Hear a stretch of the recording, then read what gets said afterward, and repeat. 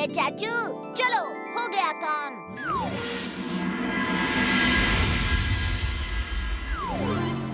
आहा, क्या रास्ते, ऐसा लगे है मैं हवा में उड़ रही हूँ। ओए, ओए, ये कर रहा है?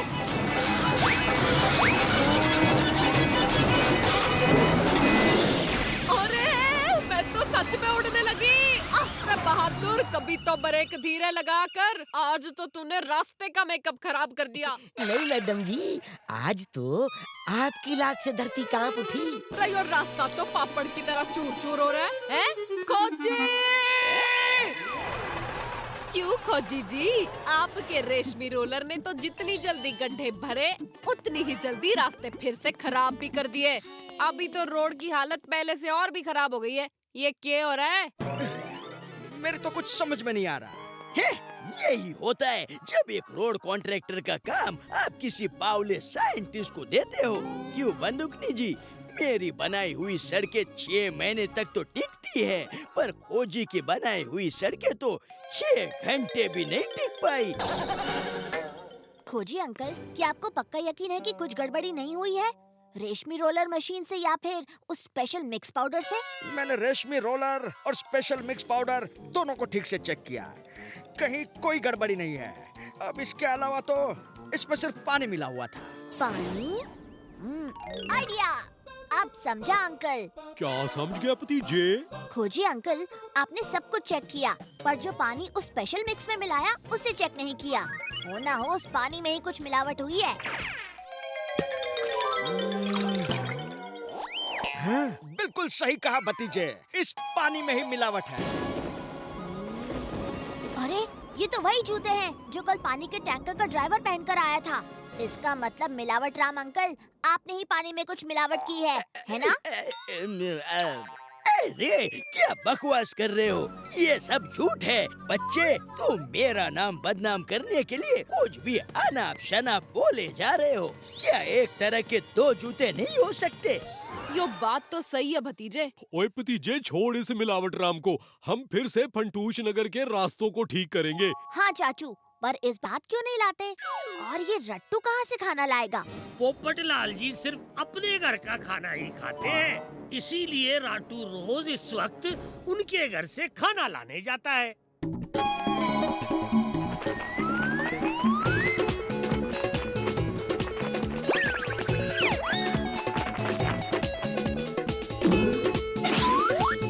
जी ये क्या, सिर्फ एक एप्पल में आपका पेट भर जाता है?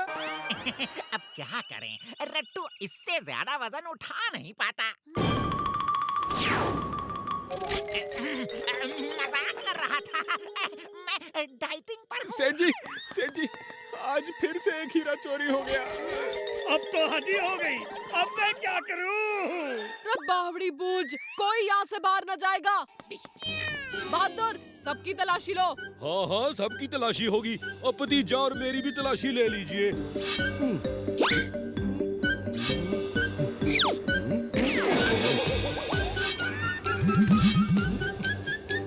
मैडम जी, हीरा तो नहीं मिला। चिंतामणि जी, आप पोपटलाल जी की तलाशी लेना तो भूल ही गए। है? तलाशी लेना तो दूर, तुम ऐसा सोच भी कैसे सकते हो कि ये हीरा चुराएंगे? पोपटलाल जी, बच्चे की बात का बुरा मत मानिए, इसे माफ कर दीजिए। अरे कोई बात नहीं चिंतामणि, कोई बात नहीं, ये बच्चा सही कह रहा है, तुम्हें मेरी भी तलाशी लेनी चाहिए। हाँ?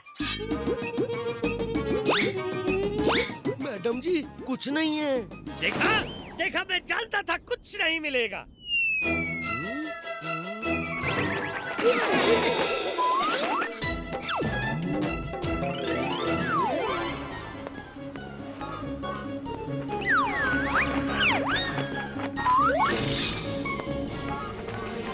चाचू, क्या आपने गौर किया कि फैक्ट्री में हर आने जाने वाले की तलाशी होती है, सिर्फ रट्टू की नहीं। वही, तेरा मतलब है हीरा रट्टू चुरा रहा है?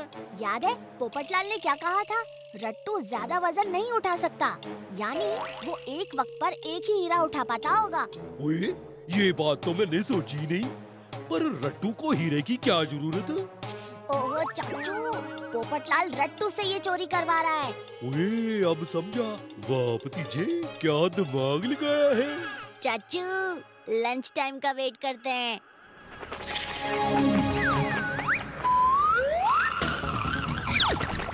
चाचू वो देखो रट्टू, चलो इसका पीछा करते हैं।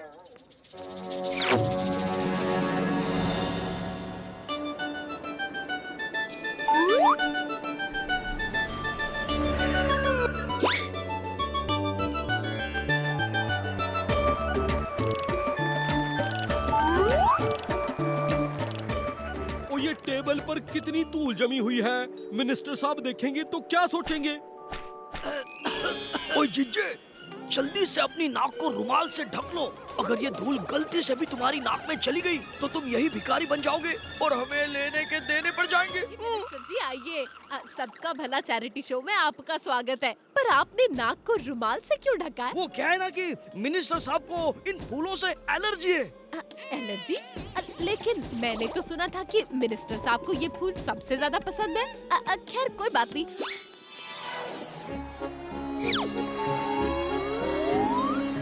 बहादुर, जल्दी से मिनिस्टर साहब के लिए जूस लेकर आओ।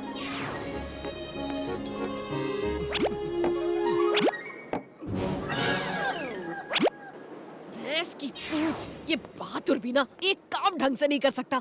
मैंने कहा था मिनिस्टर साहब सिर्फ फ्रेश ऑरेंज का जूस पियेंगे।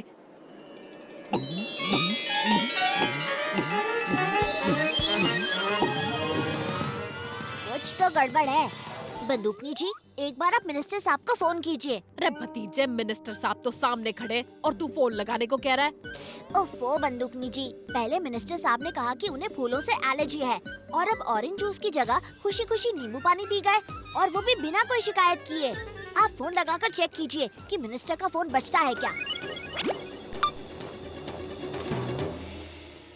तो मेरा शक सही निकला।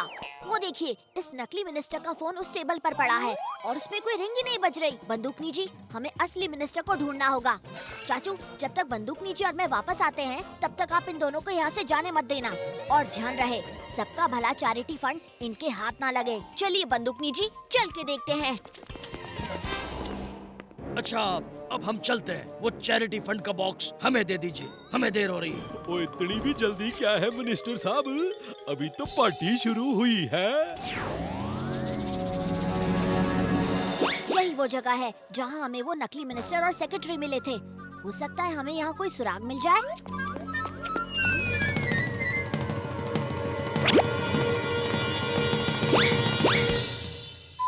बंदूकनी जी, ये देखिए, टायर के निशान जो लेफ्ट में जा रहे हैं। पर उस तरफ तो एक पुरानी सी कोठी है जहाँ कोई नहीं रहता। चल।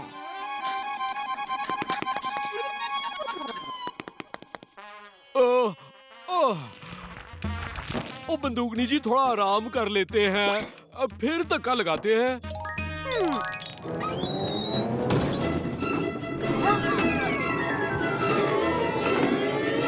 अरे बावड़ी पूछ, भैंस की पूछ, कोई इस जीप को रोको।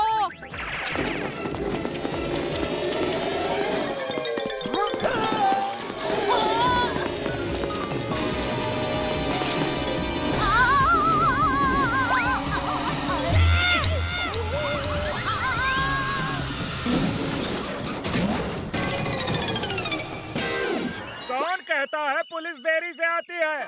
आज तो पुलिस बिन बुलाए ही आ गई। देखो। और गंगू तेली, चल जल्दी से टैंक फुल कर दे। ओ मैडम जी, पेट्रोल पंप तो सिर्फ नाम का ही रह गया है, न डीजल बचा है न पेट्रोल। कल रात एक पेट्रोल की टैंक चोरी हो गई और अभी कुछ देर पहले एक डीजल की टैंक चोरी हो गई। अब आप ही उस चोर का पता लगाइए बंदूकनी जी। डीजल का टैंकर? वो एक टैंकर तो अभी मेरे स्कूटर से टकराने वाली थी, तभी तो वो इतनी जल्दी में था। पेट्रोल और डीजल सिर्फ पेट्रोल पंप से ही नहीं, फंटूश नगर की गाड़ियों से भी चुराया गया है। तभी इतनी सारी गाड़ियां रास्ते में बंद पड़ी थी। चाचू, हमारे स्कूटर से भी पेट्रोल चोरी हुआ है, तभी स्कूटर बार बार बंद हो रहा था। वो सोचने वाली बात है, इतना सारा पेट्रोल कौन चोरी कर रहा होगा और कहाँ ले जाता होगा? अच्छा अंकल, आपके यहाँ अगला टैंकर कब आने वाला है?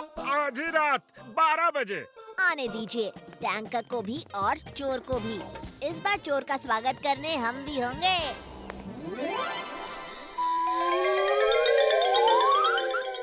हम सब बारी बारी इस पेट्रोल टैंकर की पहरेदारी करेंगे। सबसे पहले नंबर आएगा आपका, चाचा जी। ओ जी फिकर नॉट, चाचा के होते हुए पेट्रोल की एक बूंद भी चोरी नहीं हो सकती।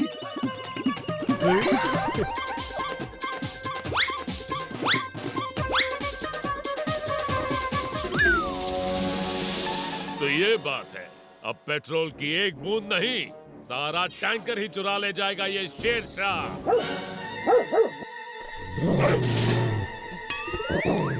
सॉरी सॉरी, गलती हो गई। वो बड़ी प्यास लगी है, यहाँ पानी कहाँ मिलेगा? पानी यहाँ है। अरे हाँ, पानी तो वहाँ है।